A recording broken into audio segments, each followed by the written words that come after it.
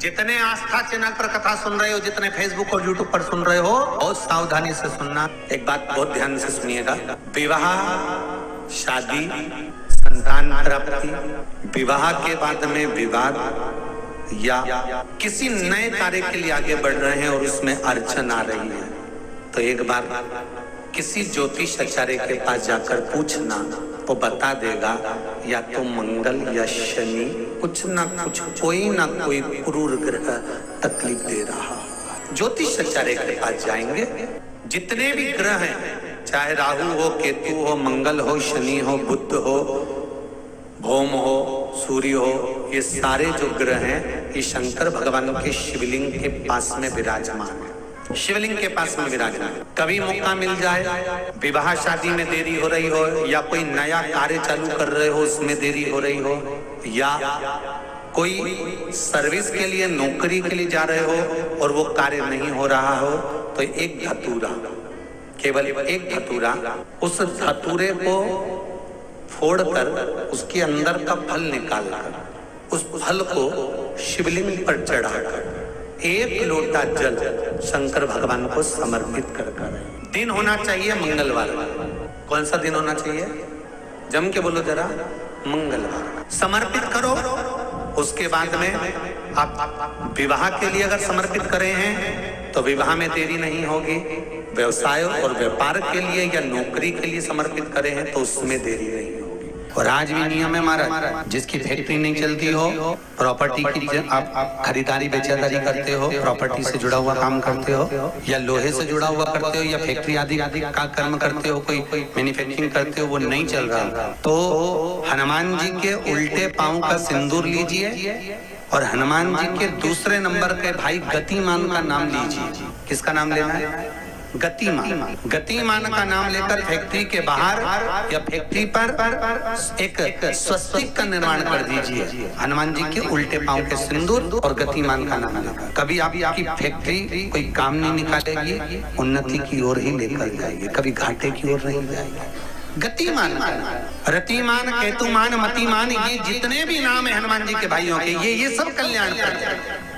एक एक नाम कल्याण करते महाराज। वो जिन बच्चों को निमोनिया हो जाता है ना, वो सर्दी का कोटा रहता है, बहुत सर्दी बच्चों को बनी रहती है, तो हर दिन 5-8 दिन 10 दिन में वापस दौड़ के डॉक्टर के पास लेके जाओ, फिर डॉक्टर के पास ले। वैसे तो डॉक्टर के पास बच्चे आजकल के जमाने के जाते ही जाते हैं, हर 15 दिन 20 दिन में। तो यदि बच्चे को सर्दी ज्यादा होती है, निमोनिया ज्यादा होता हो, ठंडा का कोटा ज्यादा रहता हो, तो पीपल के 5 पत्ते महाराज उस पे घृत लगाकर हनुमान जी के तीसरे नंबर के भाई व्रतिमान का नाम लेकर, व्रतिमान का नाम लेकर बच्चे की छाती पर एक वस्त्र से उसको बांध दीजिए, रात्रि भर बंधे रहने दीजिए महाराज। बस एक बार बांधना, उसके बाद सर्दी का कोटा नहीं रहता महाराज, बच्चा स्वस्थ। हनुमान जी महाराज के जितने भी भाई हैं, सबका आनंद सुख चरणारविंद का सुख देने वाला। शरीर में कहीं पर भी अगर गांठ पड़ जाए, कोई गठान अगर शरीर के अंदर आ जाती है,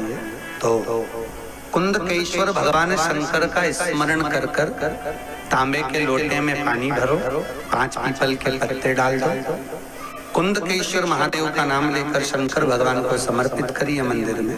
उसी पानी को झेल कर ले आइए, उसी जल को पीना चालू कर दीजिए, गांठ गलना चालू हो जाती है हमारा, शरीर में गांठ नहीं रहती। कुंदकेश्वर भगवान का स्मरण करने का। माता पार्वती ने विदल और उत्पल को जब कुंदुक का प्रहार करा, वही कुंदुक भगवान शंकर के चरणारविंद में जाकर पड़ा, तो शिव जी का नाम कुंदकेश्वर। और मेरा फिर निवेदन है आप सब संतान के लिए, औलाद के लिए, जब सब दूर से हार जाओ तो शिव महापुराण का कोई एक उपाय अवश्य कर कर देखना, आपको मिलेगी। वो शंकर किसी को खाली नहीं छोड़ता, आपको दिए बिना नहीं रहे। धन नहीं है, पैसा नहीं है, बहुत दुखी हो, किसी के पास मत जाओ, शंकर की चौखट पकड़ लो।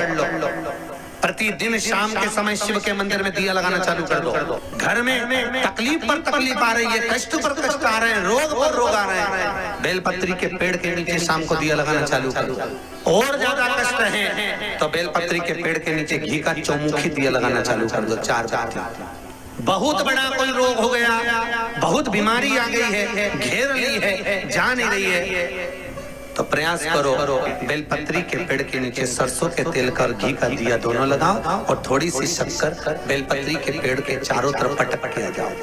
पर किसी पैसों के चक्कर में मत पड़ो कि लोग तुम्हारा धन और खा जाए और तुम्हें कहीं का ना चाहिए। आज के जमाने में बहुत नौटंकी, बहुत नाटक, बहुत छल छिद्र कपट बेईमानी प्रपंच चल रहा है साहब। दुनिया में इतना प्रपंच फैला हुआ है कि जहां देखो वहीं पर लोग लूटने के लिए तैयार बैठे हैं। किसी के चक्कर में मत पड़ो, शिव के चक्कर में पड़ो। शंकर का अनुमोदन करो, शिव का भजन करो, शंकर का स्मरण करो, क्योंकि ब्रह्म लोक में रहते हैं, बैकुंठ में भगवान विष्णु रहते हैं। मृत्यु लोक का अगर कोई देव है, इस पृथ्वी पर अगर कोई रहता है, इस पृथ्वी का अगर कोई देवता है तो देव अधिदेव महादेव, पृथ्वी का देव है वो महादेव। महाराज स्कंद पुराण कहती है, शिव महापुराण की कथा कहती है, अग्नि पुराण कहती है, नर्मदा पुराण कहती है, लिंग पुराण कहती है कि बेलपत्री के वृक्ष के नीचे वो भी जाने तो यहाँ तक वर्णन किया शिव महापुराण में तो कि बेलपत्री का जो फल होता ना, बेल कहते हैं अगर किसी व्यक्ति के यहाँ लक्ष्मी की कमी होती है, संपदा की कमी होती है, जिसके यहाँ पैसा नहीं आता, धन नहीं आता, तो बेल का जो फल होता है, बेलपत्री का जो फल होता है, उस फल के गूदे को, बेलपत्री के फल का गुर्दा निकाल लो, सुखा लो, गाय के घी में उसको डुबो लो, माता लक्ष्मी के लिए अग्नि में आहुति दीजिए। महाराज शाम के समय पर सूर्यास्त के पहले ये जो आहुतियां हम बेले के गुर्दे के फल की गाय के घी में डुबोकर माता लक्ष्मी और भगवान विष्णु के नाम से देते हैं, महाराज लक्ष्मी की कभी कमी नहीं आती, संपदा बढ़ती है। एक प्रयोग और कर देखना, कभी अगर मौका मिले आपको तो प्रयोग कर देखिए। लिंग पुराण के अंदर लिखा हुआ है, शिव पुराण में, लिंग पुराण में और स्कंद पुराण में कहा गया कि अगर किसी ने बेले के फल का अगर थोड़ा सा भी गुर्दा पाया है, बेले के फल को खाया हो या बेल का रस पिया हो या बेल के फल का जूस पिया हो, अगर वो व्यक्ति का अनायास किसी कारणवश प्राण भी छूट गए हो, तो शिव महापुराण की कथा कहती है कि 27 दिन तक वो बेल के फल का रस उसके नस नस में रहता है, तो उस व्यक्ति को यम नहीं छूते, वो कैलाश पर निवास करता है। मर भी जाता है तो अधोगति में नहीं पड़ता, नरक नहीं भोगता, वो बैकुंठ पद का कामी होता, बैकुंठ का निवास। ये जो शिव जी को चढ़ती बेलपत्री हुई, शमी पत्र हुआ, मदार का पुष्प, आंकड़े का जो पुष्प हुआ, ये सब साधारण नहीं है साहब। शंकर का एक एक गुण तत्व ग्रहण करने वाले, शंकर का अनुमोदन करने वाले, शिव को एक एक वस्तु जो चढ़ने वाली साधारण नहीं। महाराज हम तो आपसे निवेदन पहले भी करे, आज फिर करते हैं। मान लो आपको ऐसा लगता है कि घर में बीमारियां ज्यादा घेर रही है, तो एक बेल का टुकड़ा, बेले का फल का एक टुकड़ा अपने ही घर में कहीं पर भी कटोरी में रख दीजिए, शिव का स्मरण करके। अगर थोड़ा बहुत रोग आ भी गया निकल जाएगा, बड़ी बीमारी में कोई फंस नहीं पाएगा, ज्यादा जनहानि नहीं। हिंदू धर्म में आज भी रीति है, मरने वाले व्यक्ति, अब तो ये कोरोना महामारी में ना गाड़ी में भरे ने लेकर चले गए और जला दिया, पर पहले जो नियम था शास्त्रार्थ के अनुसार, जब कोई व्यक्ति मरता था उसको कंधे पर लेकर जाते थे, तो ले जाने के बाद में बीच राह में एक स्थान ऐसा आता था जहां पर अर्थी को उतारते थे, विश्राम स्थल पर उस अर्थी को उतारा जाता था। और वो केवल विश्राम स्थल ऐसे नहीं होता था, वहां पर बेलपत्री का पौधा होता था, पेड़ होता था, उस बेलपत्री के वृक्ष की छांव उस मुर्दे पर भी पड़ जाती थी, तो उसको यम की कैद नहीं भोगना पड़ता, इसलिए उस बेलपत्री के पौधे के नीचे उसको विश्राम दिया जाता था, बेलपत्री के पौधे के नीचे उसको विश्रामता दी जाती। श्री शिवाय नमस्तुभ्यम, सब बोलिए एक बार जमकर, श्री शिवाय नमस्तुभ्यम। प्रैक्टिकल जरूर करना, कहीं सियोर वाला महाराज झूठ तो नहीं बोल रहा, शास्त्रों की बातें हमारे जीवन में हमें सुख प्रदान करे, इसलिए इस भाव का आनंद करते हुए आज की कथा को विराम देते हैं।